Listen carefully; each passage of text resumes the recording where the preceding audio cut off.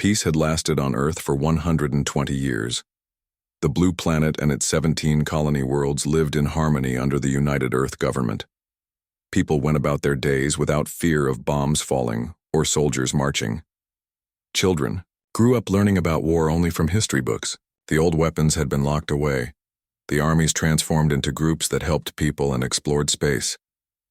It began in the year 2187, when strange ships appeared near Mars. Earth sent its best ship, the UES Harmony, to meet them. The ship's leader, Commander Frank Miller, was a calm man with gray hair and steady hands. He had never seen battle, never fired a weapon in anger. No one alive had. Unknown vessels. This is Commander Frank Miller of the United Earthship Harmony. We come in peace and friendship, he said, hoping the aliens would understand. To everyone's surprise, the alien ships responded in perfect English. Earth vessel, we are the Ardaxian Confederation. We have watched your world from afar and wish to establish relations. The first meeting happened on the Harmony. The aliens called Ardaxians were tall, with skin that shimmered like fish scales in different colors. They had 4 arms and large eyes that seemed to take in everything. Their leader was named Zixtal, who introduced himself as an ambassador. Your civilization is remarkable, Zixtal told Commander Miller as they walked through the ship. Few species manage to overcome their violent nature as completely as yours has. Miller smiled.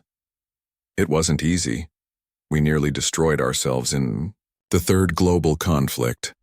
After that, we decided there had to be a better way. And you found it, said Zixtal, his 4 hands spread wide in what seemed like admiration.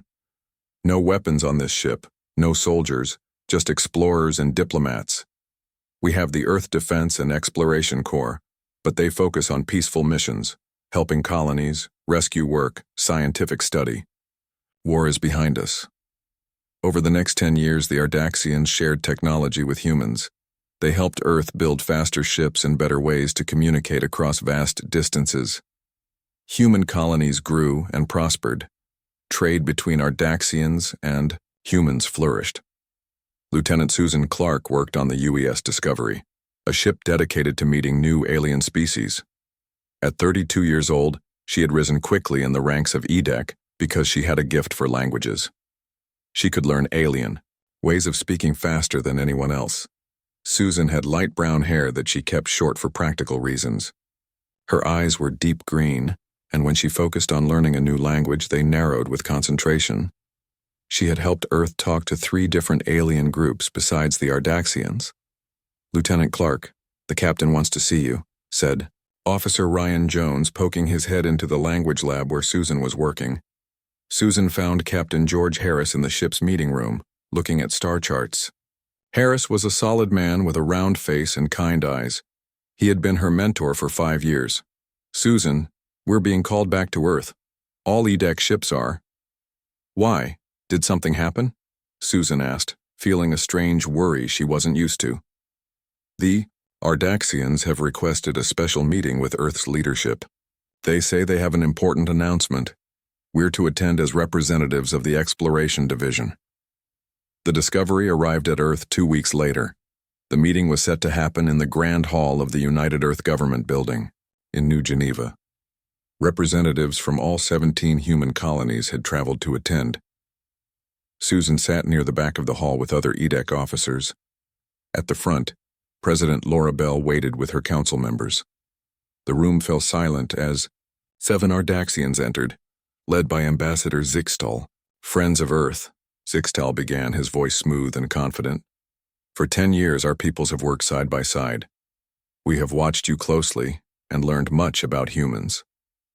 Susan felt something odd in his tone, something she hadn't noticed before. Your peaceful nature has impressed us greatly, Zixtal continued. Your dedication to science and exploration is admirable, but we have also noticed something else. President Bell leaned forward slightly. What is that, Ambassador? You have forgotten something important, Zixtal said. Something that every successful species in the galaxy remembers. The room was completely silent now. You have forgotten war. Before anyone could respond, alarms began to sound throughout the building. A young officer rushed into the hall, his face pale. "Madam President, unknown ships have appeared in orbit around 4 of our colonies. New Eden is under attack." Zixtal's skin changed color, darkening to a deep blue. "Not unknown ships. Ardaxian ships." President Bell stood up, her face hard with shock. "What is the meaning of this? We have a peace agreement." "Peace is for those who can defend it," said Zixtal. "Our Council of Elders has decided that human worlds have resources we need. Your species has shown no capacity for defense. You have no warships, no armies. You have become soft. This will be a simple transition of power with minimal loss of life, if you surrender now." Screens around the hall lit up with images from New Eden, the largest human colony. Ardaxian ships fired on cities.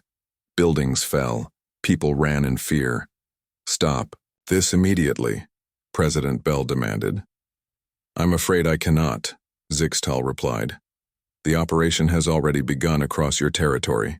Within 1 standard week, all human colonies will be under Ardaxian control. Earth will follow soon after." Susan watched in horror as more reports came in. The Ardaxians had attacked without warning. Edict ships near the colonies, built for exploration rather than battle, were being destroyed when they tried to help. President Bell's voice cut through the chaos.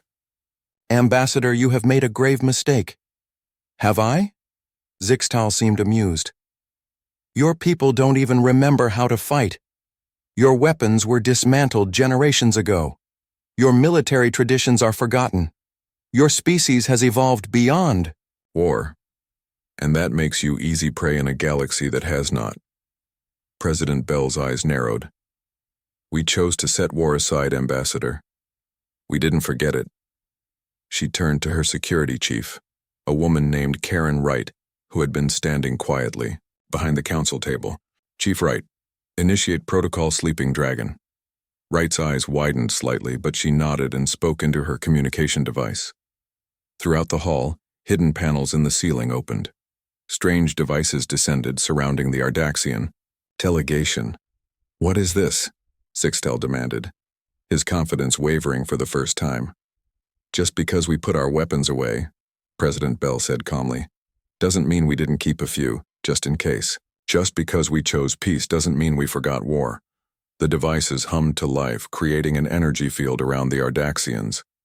"You are now prisoners of the United Earth Government," Bell announced, "and you will order your forces to stand down immediately." Zixtal laughed. "Or what? You'll kill us? Peaceful humans don't have the stomach for such things anymore." Bell's face showed no emotion as she replied, "I guess we're about to find out just how much you've misunderstood us. The Ardaxian attack on New Eden was swift and brutal.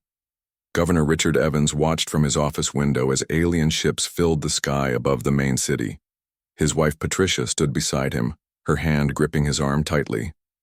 "They said they were our friends," Patricia whispered. "Why would they do this?" Richard had no answer. The colony's small defense systems, designed mainly to track asteroids and guide ships safely to port, fell quickly under the Ardaxian weapons. Across the colony, people ran for shelter as buildings crumbled. New Eden, home to 3 million humans, had no real way to fight back. Back on Earth, the situation in the Grand Hall had turned tense. Ambassador Zixtal and his 6 companions remained trapped in the energy field while President Laura Bell demanded answers. "Call off your forces immediately," Bell ordered, her voice hard as steel. Zixtal's scales flickered from blue to a deep red. "You surprise me, President Bell. I didn't think your government had kept any weapons technology." "We're full of surprises," she replied. "Now contact your fleet." The ambassador made a sound that might have been a laugh. "It's too late. The attack plans were set in motion days ago. My death will not stop them." Across the room, Susan Clark watched carefully. As someone who studied alien languages, she had learned to notice small changes in how aliens spoke and moved. Something about Zixtal's posture seemed off. "He's lying," she said quietly to Captain Harris, who stood beside her. "Or at least not telling the whole truth." "Are you sure?" Harris asked. Before Susan could answer, Director Alan Scott of EDEC rushed into the hall. He was a tall man with deep brown skin and short gray hair. His usual calm face now showed lines of worry.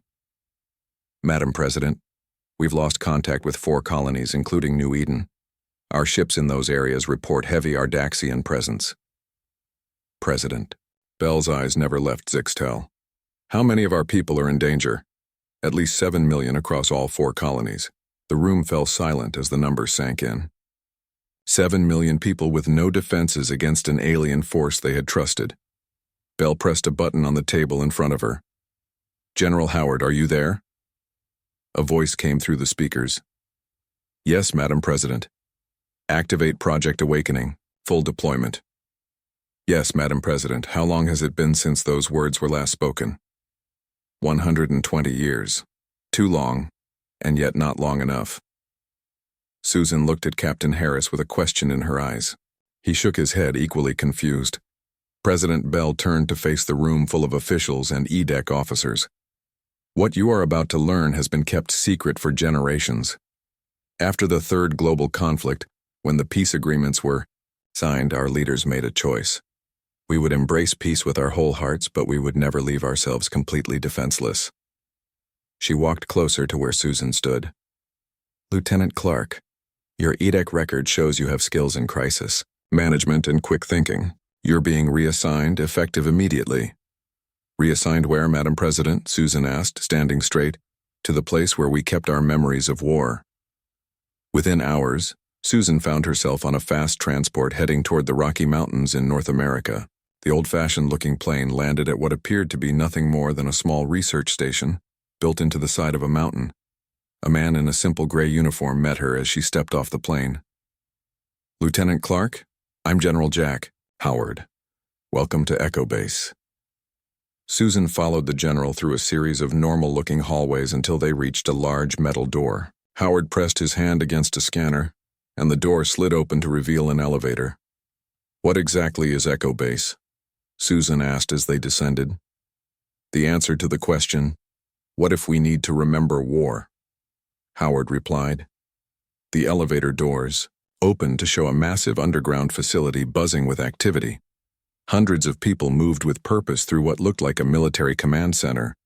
Screens showed maps of human colonies and the positions of Ardaxian ships. "This has been here all along?" Susan asked in amazement. "For over a century. Staffed by a small team, passing knowledge from one generation to the next, keeping the skills of war alive while praying we'd never need them." Howard led her to a large central room where dozens of people worked at computer stations. In the middle stood a huge 3-dimensional map showing Earth and its colonies. "The Ardaxians think we're helpless, that we've forgotten how to fight," Howard explained. "They didn't know about this place or the others like it hidden throughout human space." "Others?" Susan asked. "Did you think we'd keep all our eggs in one basket? There are bases like this one near every major human settlement. Small, hidden, but ready." A woman approached them. She had dark hair streaked with silver and moved with the confidence of someone used to giving orders. "Lieutenant Clark, I'm Admiral Beth Porter. I understand you've worked closely with Ardaxians over the past few years." Susan nodded. "Yes, Admiral. I helped develop our translation systems for their language." "Good. We need everything you know about them. Their weaknesses, their ship designs, their battle tactics." "I'm not sure I know much about their military," Susan admitted. "They never showed that side to us." "Tell us what you do know," Porter said. "Even small details might help." While they talked, the room grew even busier. More screens lit up showing hidden facilities across Earth and the solar system coming to life. Old storage areas opened to reveal ships and weapons kept in perfect condition, waiting for a day everyone hoped would never come. On one large screen, Susan saw a massive space dock hidden in orbit around Neptune. Inside were hundreds of ships. Unlike the exploration vessels she was used to seeing, these were darker, sleeker, built for speed and power. "The United Earth Navy," Howard explained, following her gaze. "Mothballed but maintained in secret since the peace began." "How is this possible?" Susan asked. "How did no one know?" "Everyone involved took an oath to protect humanity.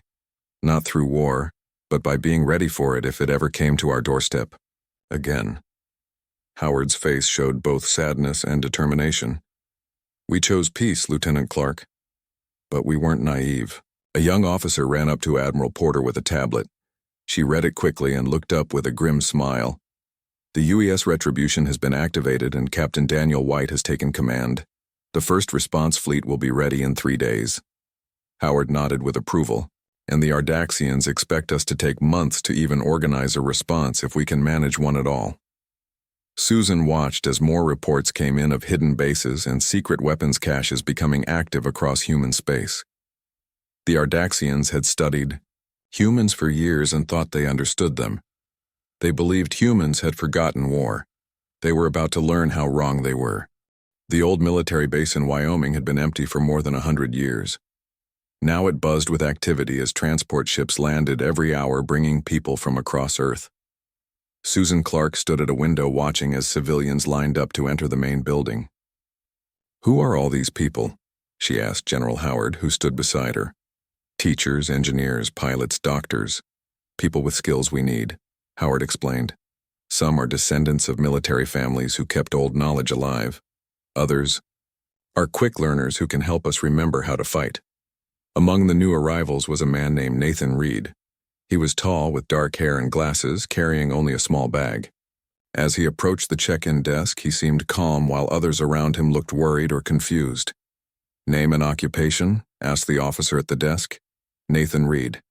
I teach history at North American University. My focus is pre-peace military tactics." The officer looked up with interest. "You study old wars?" Nathan nodded. "For 20 years. I've analyzed every major battle from ancient times through the Third Global Conflict." The officer pressed a button, and within minutes, Nathan was escorted to the command center where Susan and General Howard were reviewing maps of Ardaxian positions. "Professor Reed," Howard said, extending his hand. "Thank you for coming quickly. When I got the call saying my country needed my knowledge of warfare, I thought it was a joke," Nathan replied. "No one has cared about my research for years." "We care now," Susan said. "The Ardaxians have taken 4 colonies and are moving toward 3 more. We need to stop them, but our people have forgotten how to think like soldiers." Nathan set his bag on the table and pulled out several old-fashioned paper books. "I haven't forgotten, and neither have my books." Over the next few days, Susan watched as Nathan worked with military planners. He showed them battle plans from Earth's past, explaining strategies used by outnumbered forces to defeat stronger enemies. The history professor became a valuable teacher as humanity relearned the art of war. Meanwhile, across the solar system, other preparations moved forward. Captain Daniel White stood on the bridge of the UES Retribution, a ship that had been hidden near Neptune for a century. The vessel hummed with power as systems came online for the first time in generations. "Status report," White called to his newly assembled crew. "Weapons at 87% capacity, Captain," replied Officer Lisa Green. "Engine systems fully operational. Stealth systems active." White nodded with satisfaction. He was 45 years old and had spent his career with EDEC studying distant stars. Now he commanded a warship built by his ancestors and maintained in secret for this very day. "The Ardaxians believe we only have exploration vessels," he told his bridge crew. "They don't know about ships like ours. That will be our advantage." Back on Earth, Susan worked with Nathan and Admiral Porter to develop a plan. They gathered in a meeting room with walls covered in maps and diagrams. "The problem is time," Porter said. "The Ardaxians already control New Eden and 3 other colonies. They've put our people in work camps and are stripping our worlds of resources." "How long before we can launch a full counterattack?" Susan asked. "At least 2 months to get all our hidden ships ready and crews trained," Porter replied with frustration. Nathan studied a map showing Ardaxian supply routes. "We don't need to wait for a full attack force. We can start smaller actions now." "What kind of actions?" Howard asked. In Earth's history, when a smaller force fought a larger one, they used hit-and-run attacks. They disrupted supply lines. They struck where the enemy didn't expect and disappeared before they could respond. Porter looked interested. "Guerrilla tactics." "Exactly," Nathan said. Captain White's retribution is ready now. So are a few other ships. Send them to attack our Daxian supply convoys. Make them feel unsafe. Slow them down while we prepare our main forces.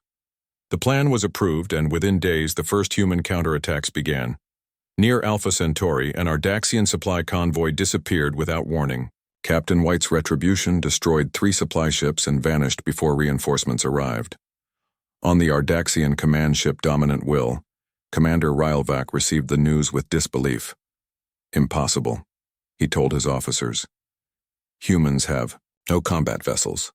Their ships are built for science and exploration. The attack was carried out by an unknown vessel, an officer reported. It used weapons technology we haven't seen before. Rylvac's scales darkened with anger. Find this ship, destroy it. The humans cannot be allowed to resist. But the attacks continued.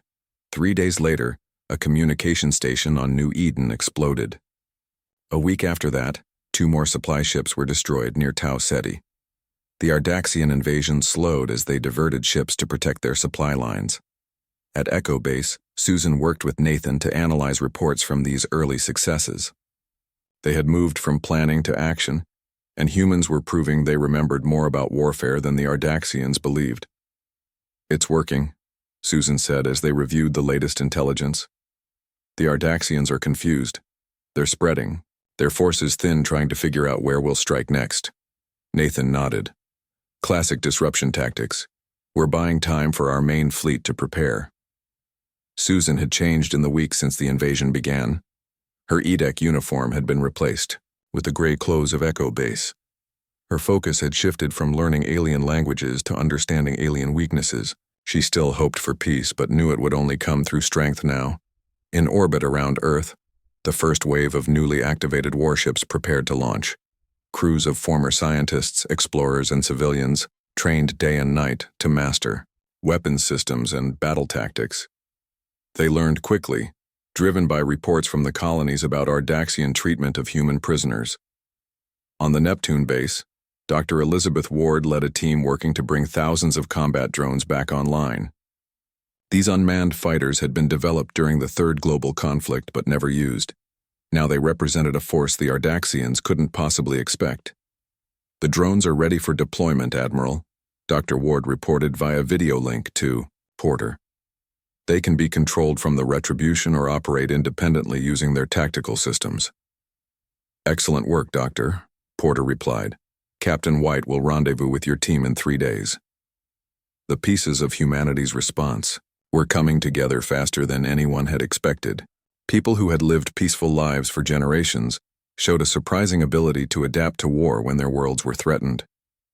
In his private quarters, Nathan Reed looked at an old photograph of Earth taken before the peace. It showed nations divided, armies ready for conflict. He had studied that world his entire life but never expected to see war return. We didn't forget, he whispered to himself. We just hoped we'd never need to remember. 6 months after the Ardaxian invasion began, the aliens controlled 9 human colonies. Millions of people worked in camps, mining resources and building supplies for the Ardaxian war machine. Commander Rylvac stood on the bridge of his flagship, Dominant Will, looking at reports from across human space. His scales had lost their bright color, turning a dull gray from stress. Another supply ship lost near Tau Ceti, reported his second-in-command. That makes 5 this week. Rylvac slammed his fist on the control panel. How? How are they doing this? Humans were peaceful explorers. They had no warships, no weapons. We may have been wrong about that, Commander, the officer said carefully. For months, the humans had been striking at Ardaxian targets using hit-and-run tactics. Small, fast ships appeared from nowhere, attacked, and vanished before they could be caught. Supply lines were disrupted, communication centers destroyed. Ardaxian forces found themselves spending more time protecting their own ships than conquering new territory. On the colony world of New Eden, now under Ardaxian control, the alien overseers grew nervous. Work camps that had been running smoothly suddenly faced problems. Equipment broke down, power systems failed, and there were whispers among the human workers, whispers about ships coming to free them. Susan Clark, now a commander in the newly reformed United Earth Navy, stood before a holographic map in the war room at Echo Base. 6 months of fighting had changed her. Her face was thinner, her eyes harder. Beside her stood Nathan Reed, who had become one of Earth's top military advisors. "The guerrilla attacks have been effective," Susan explained to the gathered officers. "The Ardaxians are confused and scattered. They expected us to surrender, not fight back. And now we're ready for Phase 2, added Admiral Porter, stepping forward. "The full counteroffensive begins tomorrow." Porter gestured to the map, where hundreds of dots represented hidden human, military assets now ready for battle. "Captain White's Retribution will lead the main fleet against the Ardaxian forces at New Eden. Commander Clark will lead a smaller force to liberate the mining colony at Proxima Centauri. Professor Reed will coordinate from here, providing tactical guidance based on historical battle patterns." Nathan looked uncomfortable with his role. "I'm still just a history teacher who's helped us remember how to fight," Susan replied. "Your knowledge of ancient warfare has saved countless lives." That night, as preparations for the attack continued, Captain Daniel White recorded a message on the bridge of the Retribution. His ship had become legendary among both humans and Ardaxians, a ghost vessel that struck without warning and disappeared just as quickly. "This is Captain Daniel White of the United Earth Navy vessel Retribution," he said, looking directly at the camera. "For over a century, humanity chose peace.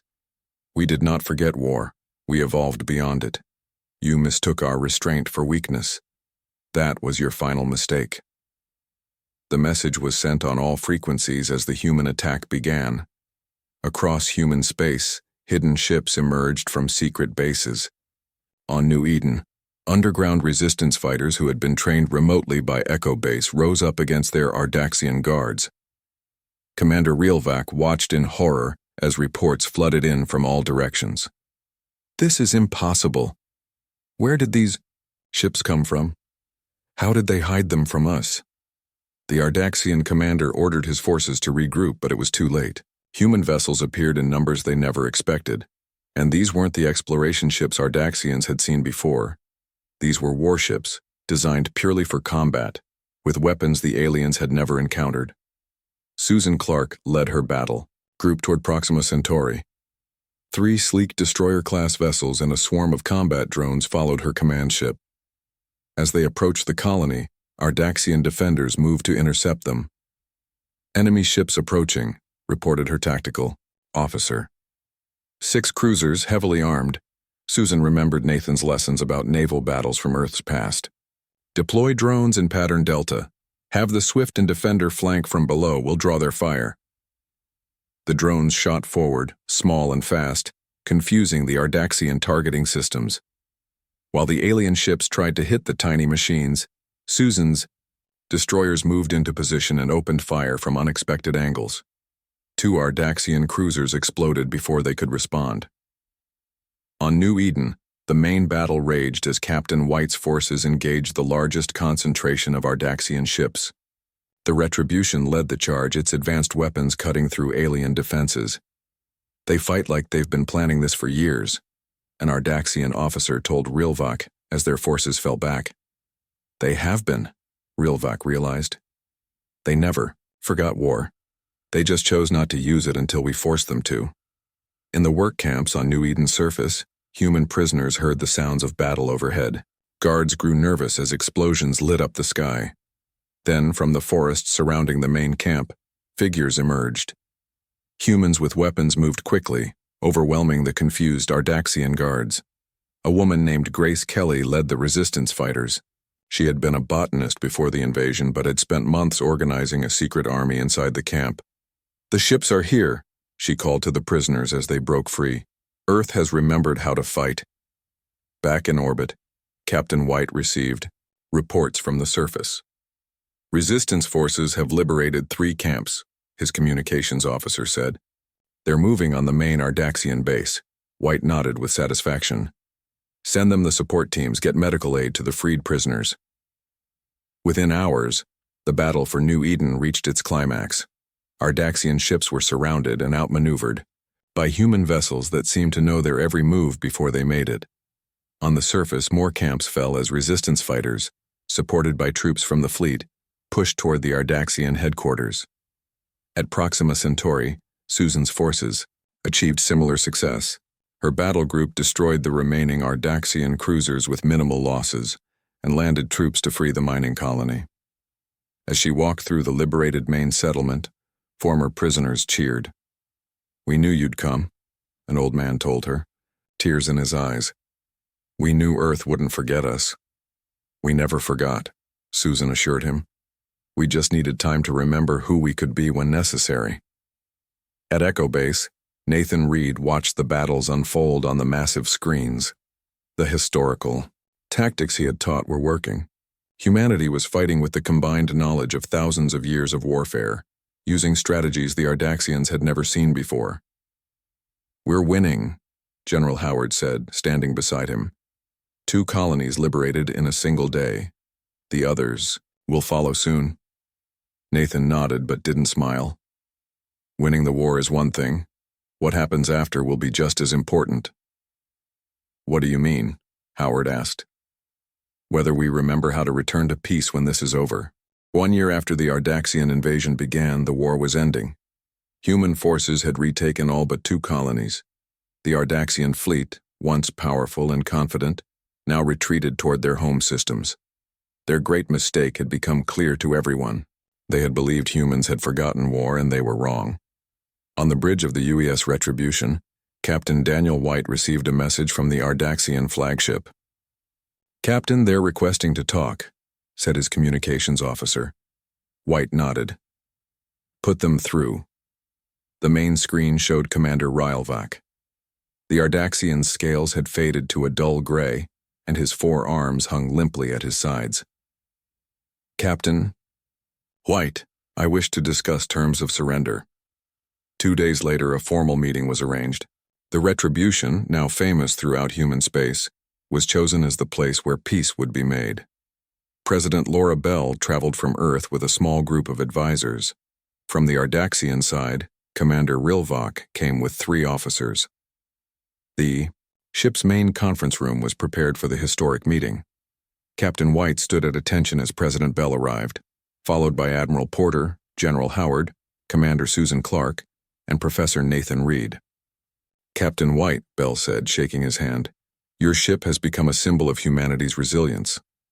"Thank you, Madam President," White replied, "but the credit belongs to everyone who kept our defenses ready all these years, and to those who helped us remember how to use them."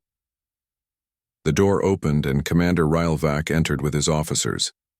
The Ardaxians moved slowly, their usual confidence gone.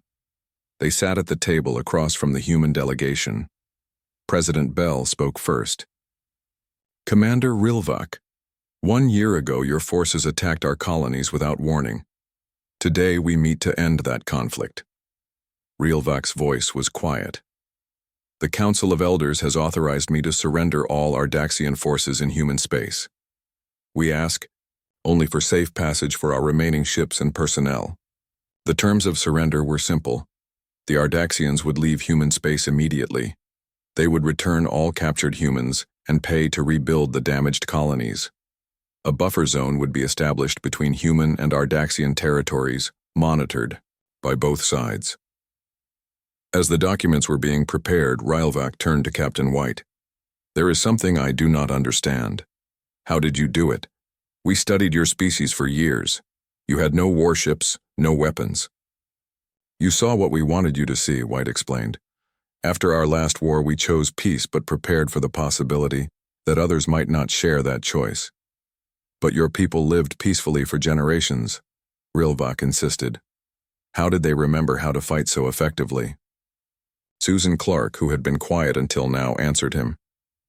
"Because we never truly forgot.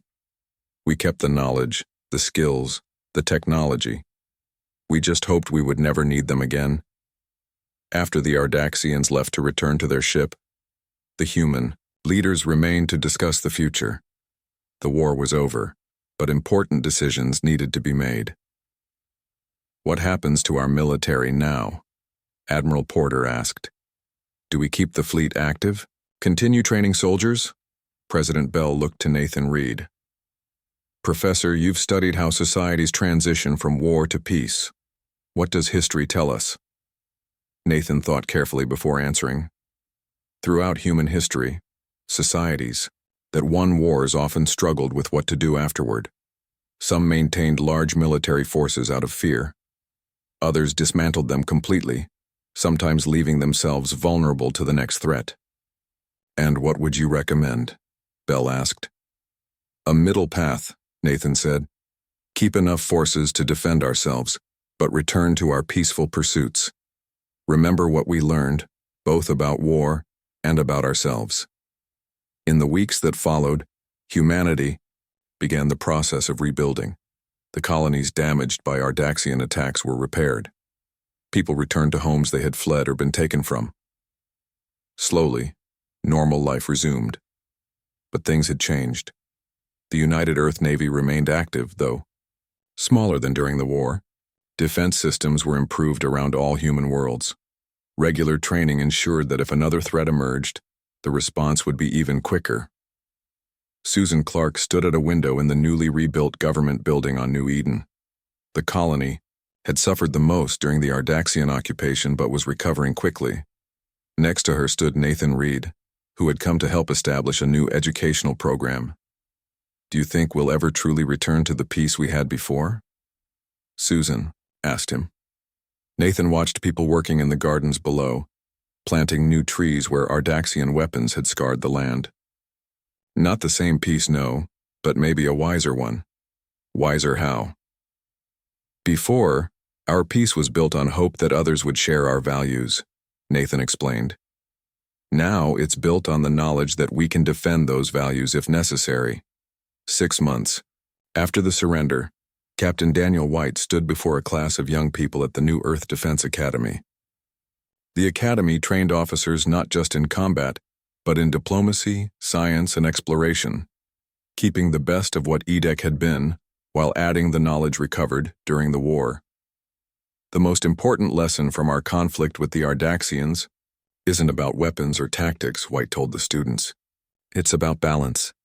We chose peace not because we forgot war, but because we remembered it all too well. We know its cost. We know its horror. And we choose every day to find another way. A young cadet raised her hand. But we still train for war, don't we? Isn't that a contradiction? White shook his head. We train to defend our peace, there's a difference. The Ardaxians thought we had forgotten war, and they were wrong. But they were also wrong to think that remembering war means we must engage in it. We remember so that others will think twice before testing us again. Across human space, life continued. Ships once again focused on exploration rather than combat. Scientists returned to their research. Artists created works of beauty instead of weapons. The century of peace had been interrupted but not ended. In orbit around New Eden, the Retribution remained on patrol. The famous ship had become both a deterrent to any who might threaten human worlds and a reminder of what humanity was capable of when necessary. Along its hull, a new inscription had been added: Peace through choice, not through forgetting. The Ardaxians, watching from their territory, had learned their lesson. Humans hadn't forgotten war. They had transcended it. And that made them the most dangerous and the most admirable species in the galaxy.